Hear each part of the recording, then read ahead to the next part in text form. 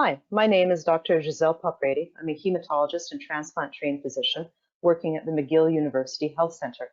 Today, I'll be talking to you about understanding chronic graft-versus-host disease. This is an educational webinar for transplant recipients and their caregivers on behalf of Cellular Therapy and Transplant Canada. These are my disclosures. These are some important general resources that you may refer to for more information about transplant and graft-versus-host disease. If you have had an allogeneic stem cell transplant, then you are at risk of developing GvHD or graft-versus-host disease, a serious complication. There are two forms, acute GvHD and chronic GvHD. This talk will focus on chronic GvHD. There are 5 objectives for this talk. The first is to understand what defines chronic GvHD and what makes it different from the acute form. The second objective is to understand the factors that can put someone at risk of developing chronic GvHD. Thirdly, the objective is to appreciate the symptoms of chronic GvHD and how they affect the body. Fourthly, to understand how the transplant team may make the diagnosis of chronic GvHD. And lastly, to become aware of the treatments for this disease. Understanding graft-versus-host disease is easiest if one understands the stem cell transplant process. An allogeneic stem cell transplant uses stem cells and immune cells from a volunteer donor or umbilical cord blood unit to treat many blood disorders and blood cancers like leukemias and lymphomas. The cells from the donor will develop into a new immune system that will identify and destroy cancer cells. But the new immune system can also attack healthy cells and cause damage to tissues and organs. This attack is known as graft-versus-host disease. There are 2 forms, acute and chronic. Although this talk will not focus on acute, I'm just going to review some of the very basics in order to be able to differentiate it from chronic. Acute GvHD usually occurs within 6 months of a stem cell transplant, but may occur as early as the first month or 2. It can affect 30 to 70% of transplant patients and typically involves only the skin, the gut, and the liver. This can be compared or contrasted to chronic GvHD, which usually occurs within the first year of transplant, sometimes into the second year, often after 4 to 6 months. It can affect 40 to 80% of transplant patients and usually happens in people who have had acute graft-versus-host disease. It can involve one or many different tissues and organs, not just the 3 listed above. Chronic GvHD usually occurs after acute, but the 2 can overlap, and this is called overlap GvHD. Most of the time when your transplant doctor and the transplant team talk about chronic graft-versus-host disease, they'll be talking about the classic chronic form, which occurs at an average of 4 to 6 months after transplant. Let's talk about some facts about graft-versus-host disease. It's important to remember that GvHD is not always bad. If your transplant was for a cancer, your doctor may see mild GvHD as a good sign. It can be a sign that the new cells from the donor are working to destroy any cancer cells that are still in your body. Patients who've had some chronic GvHD may have a lower risk of the cancer relapsing after transplant. These are some other facts. Chronic GvHD is one of the leading causes of medical problems and death after allogeneic stem cell transplant. Chronic GvHD can interfere with organ function, causing mild to life-threatening problems. Since it is a chronic condition, it can last for years and may need to be treated for years. Transplant doctors in every center are making every effort to prevent GvHD. Over the years, many different risk factors have been identified for developing chronic GvHD. The ones listed on this slide are some of the most important, and these include the differences in HLA matching between donor and recipient, older age of the donor, history of prior acute GvHD, the source of stem cells, with peripheral blood stem cells being associated with more chronic GvHD than bone marrow or umbilical cord cells. A female donor giving stem cells to male recipient is also an important risk factor, as is a history of pregnancy in a female donor. Chronic graft-versus-host disease can affect many different organs, and I'm going to go over some of the more commonly affected organs in the next 3 slides, or 4 slides. It can affect the eyes, causing the patient to have dry, painful, itchy eyes that feel like they have grit in them. It may be associated with difficulty tolerating bright lights, blurred vision, and in the severe cases, even blindness. When GvHD affects the mouth, it can cause dry mouth and a lot of mouth sensitivity to many different temperatures and tastes, including acidic foods and mint, which is often found in toothpaste. It can also cause painful mouth ulcers, difficulty eating, gum pain, and cavities. When chronic GvHD affects the skin, it can cause rash, dry, tight, itchy skin, thinning or thickening of the skin that can cause restrictions in joint movement.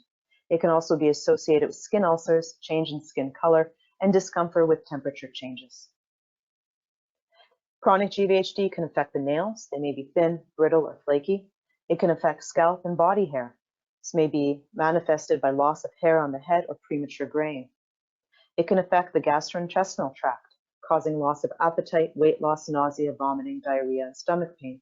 And it may affect the lungs, causing shortness of breath and difficulty breathing, persistent cough, and maybe even wheezing. When it affects the liver, it can cause yellowing of the skin known as jaundice, as well as abdominal swelling. It can affect the muscles and joints associated with muscle weakness, cramps, joint stiffness, and difficulty fully extending certain joints like the fingers, wrists, elbows, knees, and ankles. It can also affect genital and sex organs in both men and women, which can be associated with painful intercourse, dry, red, or flaky skin. Now, although I listed a lot of organs that chronic graft-versus-host disease can affect, it's important to know that the most commonly involved organs are skin, mouth, eyes, and gut, and also that not every patient will have GvHD in every organ. Chronic GvHD, as a serious health complication after transplant, can have an impact on daily life and mental health. Approximately 1/3 of people with chronic GvHD will suffer from depression and significant anxiety.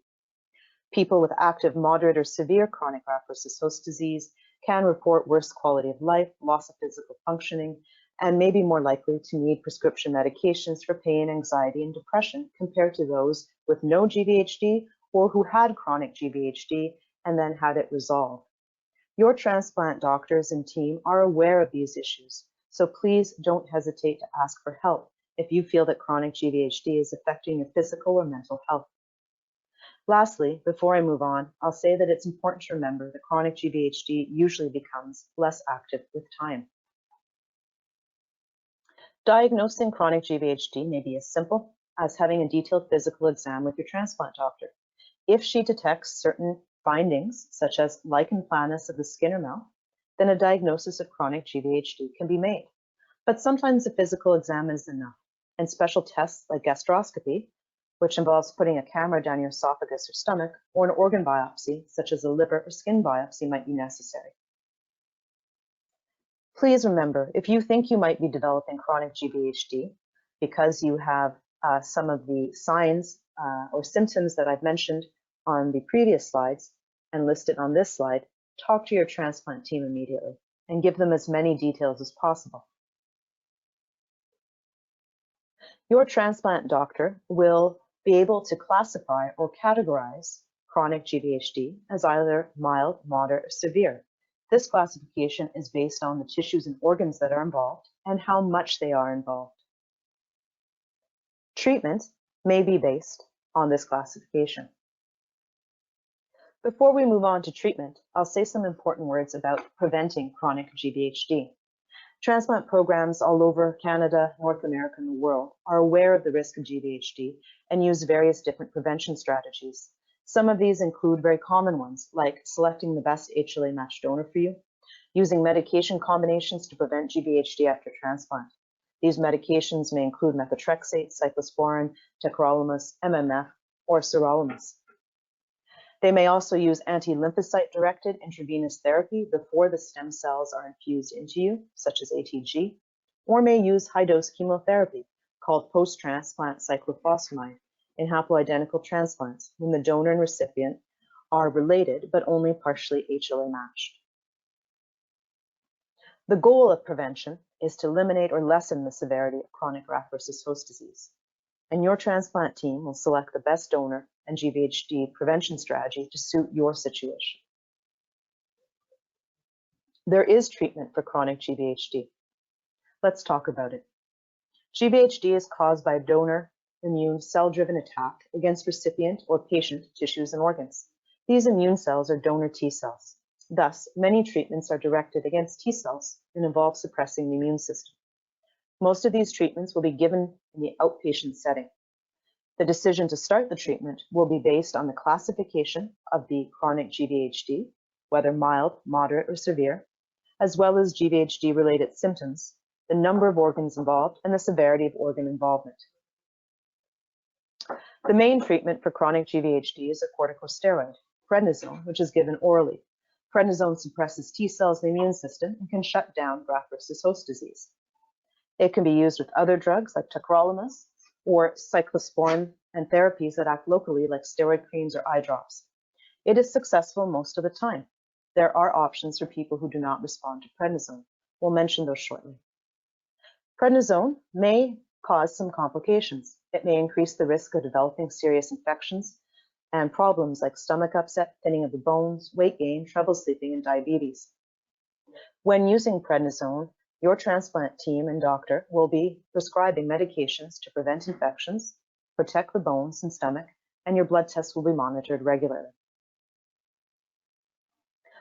Now, what if steroids like prednisone don't work?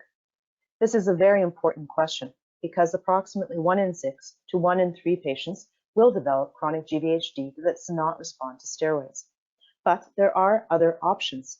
These may include pills like drugs called ruxolitinib or ibrutinib, or a treatment called extracorporeal photopheresis or clinical trials. It's important to discuss these options with your transplant team. These are some treatment tips. It's very important to follow your doctor's advice carefully. GvHD treatments work well for many patients. Don't stop taking your GvHD medication without letting your doctor know, even if you feel better. If you can't take your medicines, tell your doctor immediately. If you can't swallow your medicines, you may need to get them through an intravenous line that goes directly into your bloodstream. Because your immune system is weaker, you may be limited in what you can do, even if your transplant was months ago or a year ago. For example, you may need to avoid yard work and large crowds. Ask your transplant team about what you need to avoid. And please remember that not every therapy works the same way in every person. Also remember, treatments can take time to work. This is a chronic disease, and treatments may take weeks or months to take effect. And with this slide, I'll close my presentation. I want you to remember that you are not alone. Talk to your transplant team. They are there to help you. Other resources and help are also available through the Leukemia and Lymphoma Society Canada, the Leukemia and Lymphoma Society, the Canadian Cancer Society, and the National Merit Donor Program. Thank you.